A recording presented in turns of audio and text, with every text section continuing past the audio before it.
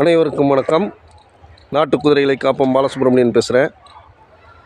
நம்மளுடைய சப்ஸ்கிரைபர்ஸ் மற்றும் குதிரை வளர்ப்பாளர்கள், குதிரை காதலர்கள் அனைவர்களுக்கும் இந்த வீடியோவில் நம்ம சொல்ல இருப்பது என்னென்னா, நம்ம சொல்லக்கூடிய இந்த நாட்டு குதிரைகளை காப்போம் அப்படிங்கிற இந்த வாசகம் பார்த்திங்கன்னா, நம்ம இந்தியாவில் இருக்கக்கூடிய அனைத்து ரக குதிரைகளையும் தான் குறிக்கக்கூடியது.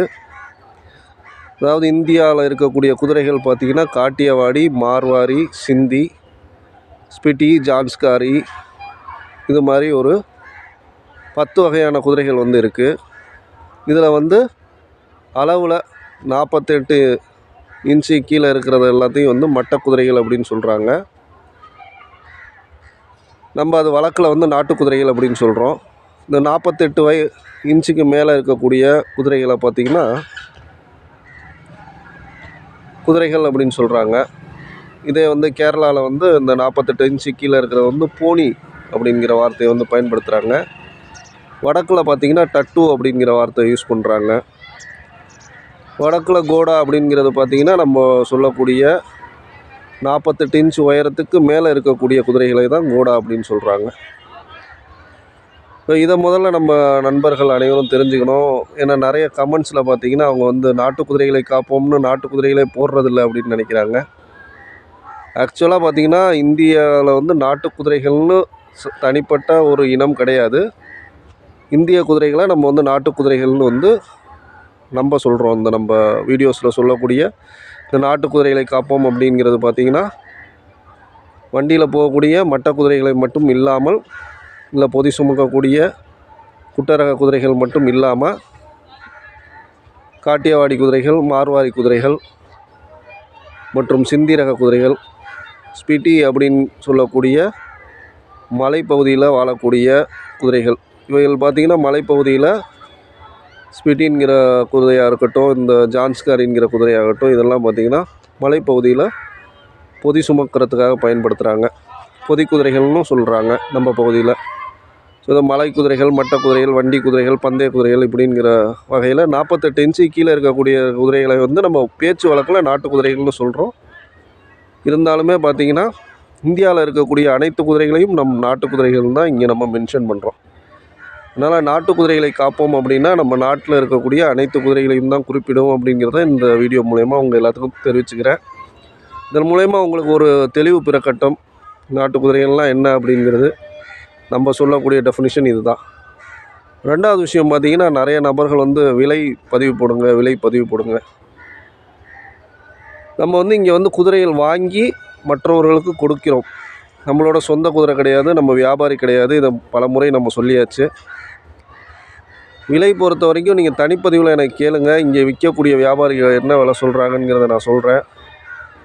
இங்கே வச்சுருக்கிறவங்க கூடிய மக்கள் என்ன விலை சொல்கிறாங்கன்னு உங்களுக்கு சொல்கிறேன். உங்களுக்கு என்ன விலைக்கு வேணுமோ நீங்கள் உங்கள் பட்ஜெட்டில் கேட்டு நீங்கள் வாங்கிக்கலாம். வாங்குபவர்களுக்கும் விற்பவர்களுக்கும் மட்டுமே விலை விவரம் தெரிய வேண்டும். குதிரையை பொறுத்த வரைக்கும் ஓனர் தான் குதிரைக்கான விலையை சொல்லணும். நம்ம இங்கே ஓனர் கிடையாது.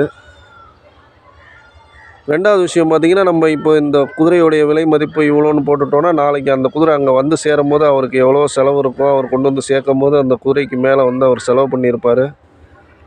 ஸோ அவர் ஓனர் நாளைக்கு விற்க போகும்போது இதே விலையை சொல்லி அதில் பாதி தான் கேட்பாங்க. ஸோ விற்பனை பண்ணும் பட்சத்தில் நமக்கு அதுக்கான பொருளுக்கான மதிப்பு இருக்கணும். அப்படின்னா நம்மளுடைய வீடியோஸில் நம்ம பார்த்திங்கன்னா விலை போடுவதில்லை. இதான் மிக முக்கிய காரணம். யாராச்சும் விலையை தெரிஞ்சுக்கணும் அப்படின்னா தனிப்பதிவில் கேளுங்க. குதிரை வாங்குகிறவங்க கேளுங்க, அவங்களுக்கு நம்ம போடலாம். அவங்க பட்ஜெட் கேட்கட்டும். இப்போ ஒரு 5 லட்ச ரூபா குதிரை சொல்கிறாங்கன்னா, எனக்கு 3 லட்ச ரூபாவில் பாருங்கன்னு கேட்கட்டும். நம்மளால் எவ்வளோ பேசி வாங்கி கொடுக்க முடியுமோ அவ்வளோ பேசி வாங்கி கொடுக்க தான் நம்ம இவ்வளோ தூரம் பயணம் பண்ணி வந்திருக்கோம். ஸோ அதனால் விலை விவரம் நம்மளுடைய வீடியோக்களில் வராது. அதையும் நான் இந்த வீடியோ மூலமா தெரிவிச்சுக்கிறேன்.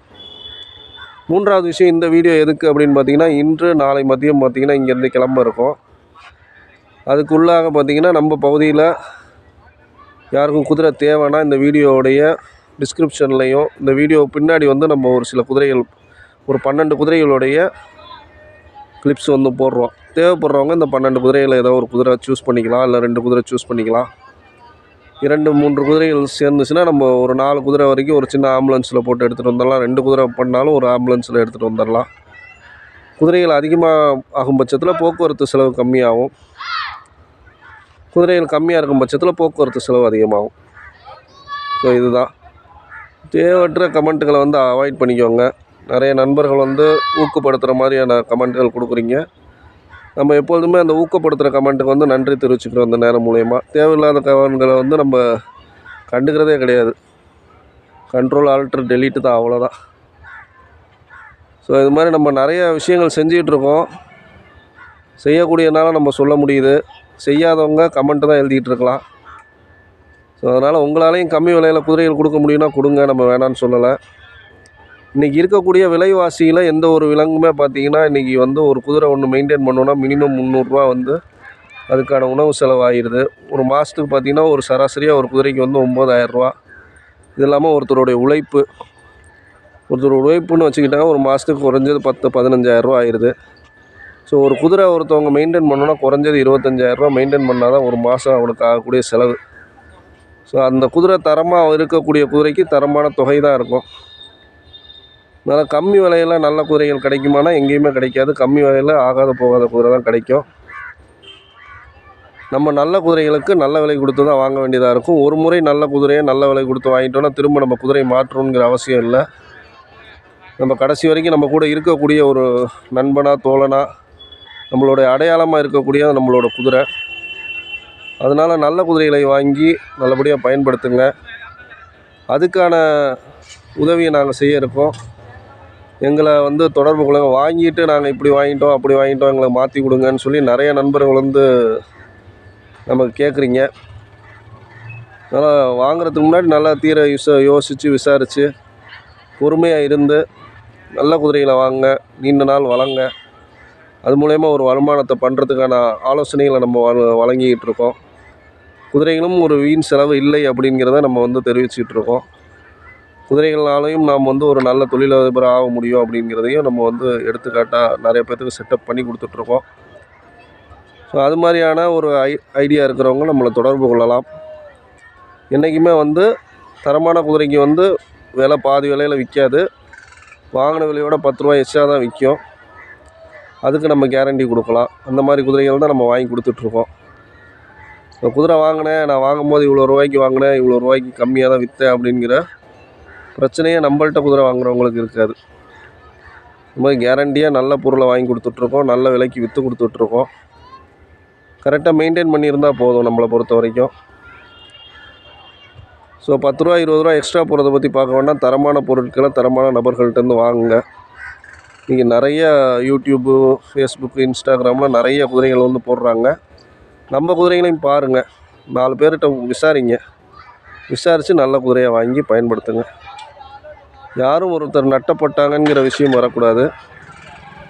நல்ல குதிரைகளை, கைகால் சுத்தமான குதிரைகளை, கால் வீக்கம் இருக்கிறது, குதிரைகளுக்கு கால் தான் ரொம்ப முக்கியம். அதனால் கம்மியாக கிடைக்குதுன்னு சொல்லி ஆகாத பொருளை வாங்க வேண்டாம் அப்படிங்கிறத ஒரு விழிப்புணர்வு பதிவாகவும் இந்த முறை நான் இந்த பதிவில் போட்டுட்ருக்கேன். தொடர்ந்து நம்ம வீடியோஸ் பார்த்துட்ருக்கவங்க எல்லாத்துக்கும் நன்றி. நம்மளோட தொடர்பில் எப்போ வேணாலும் கூப்பிடலாம். வாட்ஸ்அப்பில் லைனில் வரலாம். நமக்கு எந்த டிஸ்டர்பன்ஸும் இல்லை. குதிரை வாங்குறவங்க மட்டும்தான் நம்மள்ட்ட கேட்கணுங்கிற அவசியம் இல்லை. குதிரையை பற்றின சந்தேகங்கள் இருந்தாலும் ஒரு புரிதல் இருந்தாலும் நம்மள்ட்ட வந்து எப்போ வேணாலும் தொடர்பு கொள்ளலாம். நம்மளுக்கு தெரிஞ்ச விஷயங்களை நம்ம சொல்லிக் கொடுக்குறதுல தயாராக இருக்கோம். விழிப்புணர்வு அடைங்க. வாங்கிட்டு அப்புறம் நம்ம ஏமாந்துட்டோம் அப்படிங்கிற பேச்சு வராமல் நம்ம முதல்ல இதை பற்றி தெரிஞ்சுக்கிட்டு அப்புறம் போய் வாங்குங்க. குதிரை வந்து ஒரு கடல் மாதிரி. ஒவ்வொரு பார்வையிலையும் ஒவ்வொரு 4 குருடர்கள் சேர்ந்து ஒரு ஒரு யானையை விவரிக்கிறதுங்கிற மாதிரி தான் ஒரு குதிரைங்கிறது. குதிரைங்கிறது ஒரு கடல். அதை பற்றின அறிவை அறிஞ்சிட்டு அப்புறமேலு குதிரையை வாங்குங்க. எல்லோரும் இன்புற்று வாழ்க. நன்றி, வணக்கம். நாட்டு குதிரைகளை காப்போம், சுற்றுச்சூழலை பாதுகாப்போம்.